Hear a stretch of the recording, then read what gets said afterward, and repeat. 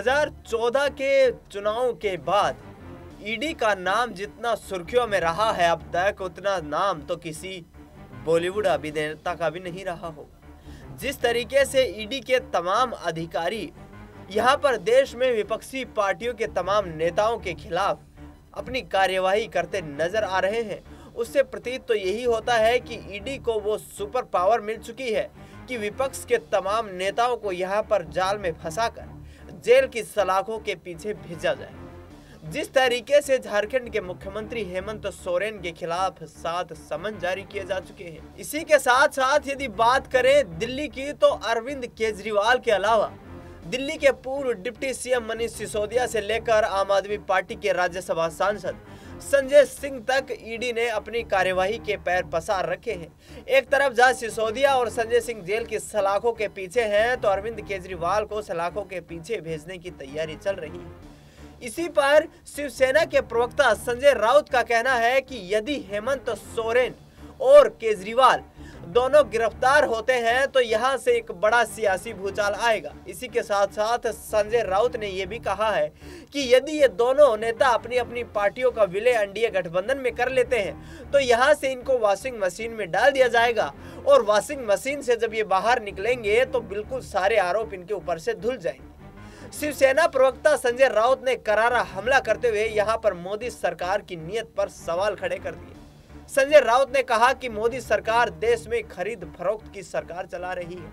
इस देश में लोकतंत्र की सरकार नहीं है बल्कि कारोबारियों की, उद्योगपतियों की सरकार चल रही है और बिजनेसमैन सरकार को खरीद कर शासन कर रहे हैं। नमस्कार, आप देख रहे हैं नेक्स्ट 9 न्यूज और हमारे खास कार्यक्रम रंग बदलती राजनीति में स्वागत है। मैं हूं आपके साथ दिनेश कुमार।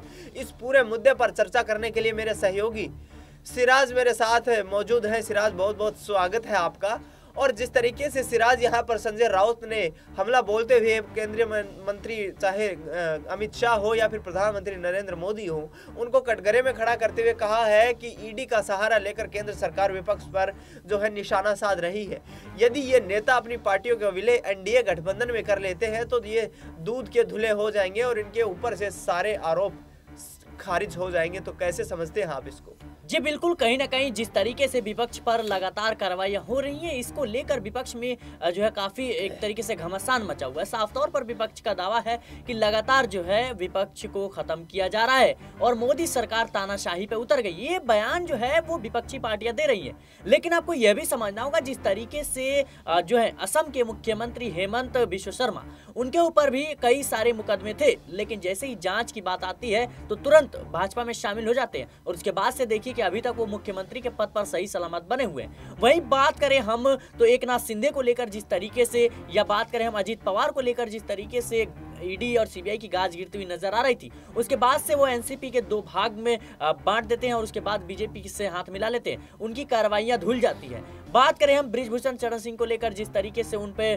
जो है आरोप लगे, आरोप सिद्ध भी हुए, लेकिन कोई कार्रवाई नहीं हुई। लेकिन वहीं बात करें हम तो लगातार जिस तरीके से विपक्ष पर हमले हुए, सीबीआई जांच हुई, अरविंद केजरीवाल की बात करें या फिर हेमंत सोरेन की बात करें, जिस तरीके से आपने जिक्र किया, तो ये साफ तौर पर जाहिर है कि निश्चित रूप से विपक्ष पर जो है हमले हो रहे हैं। और ये दावा किया जा रहा है लगातार कि जितने भी साल 2014 से जो ईडी सीबीआई एजेंसियों का उपयोग है वो ज्यादातर विपक्ष की पार्टियां हैं उनके ऊपर, विपक्ष के जो नेता हैं उनके ऊपर किया गया है। ऐसे में सवाल उठता है कि नरेंद्र सिंह तोमर के बेटे जिस तरीके से 1000 करोड़ की जो है बात करते हुए नजर आ रहे थे, ऐसे में सवाल उठता है कि सीबीआई और ईडी कहां है, आखिर क्यों नहीं उनसे पूछताछ की गई, आखिर क्यों नहीं उनको जो है समन भेजा गया। ये तमाम सवाल हैं जो बीजेपी पर उठते हैं और ईडी सीबीआई पर भी उठते हैं। आपको यह भी दिनेश स्पष्ट कर देना चाहता हूं कि पहले सीबीआई और ईडी का जिस तरीके से डर था, एक तरीके से नेताओं के पसीने छूट जाते थे, लेकिन अब देखिए कि हेमंत सोरेन को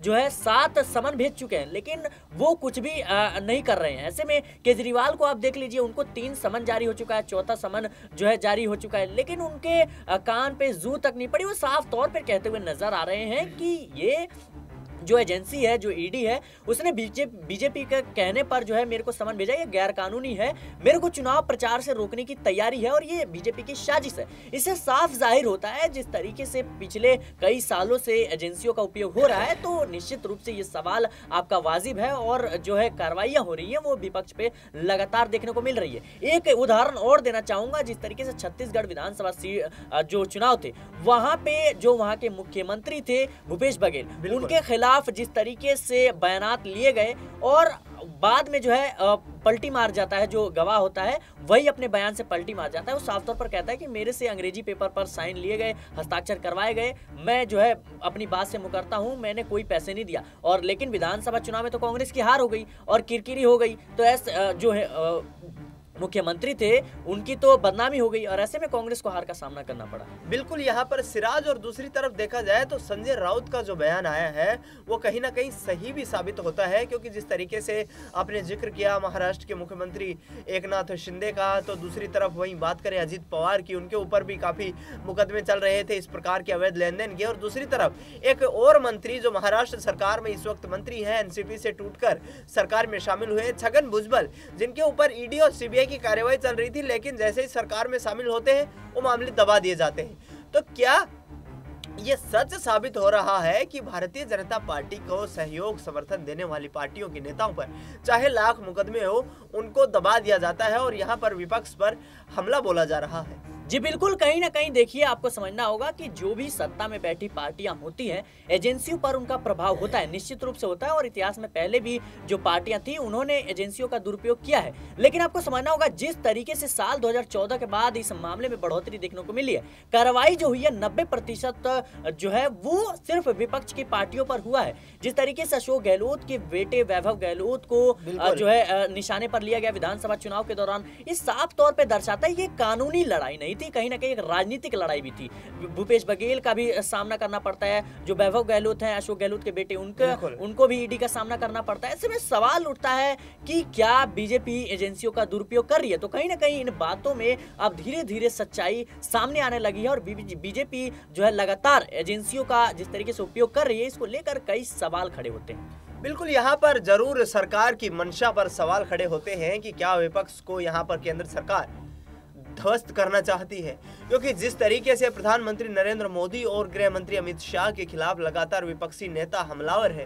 उनका कहना यही है कि बीजेपी पार्टी को अपना समर्थन जो दे देता है उसके सारे मुकदमे यहाँ पर वापस कर दिए जाते हैं, और दूसरी तरफ यदि बीजेपी के खिलाफ, उनकी नीतियों के खिलाफ कोई आवाज उठाता है तो उसको उठाकर जेल में डालने की कोशिश की जाती है। और ये काफी वक्त से यहाँ पर पीछे भी हमने देखने को मिला है। तो जिस तरीके से यहाँ पर ईडी और सीबीआई का दुरुपयोग करने का आरोप विपक्ष की तरफ से लगाया जा रहा है, इस पर आपकी क्या राय है ये भी हमें कमेंट में जरूर बताइए। हमारे खास कार्यक्रम रंग बदलती राजनीति में सिराज आपका जुड़ने के लिए बहुत बहुत धन्यवाद। देश दुनिया की तमाम बड़ी खबरों के लिए आप देखते रहिए नेक्स्ट 9 न्यूज।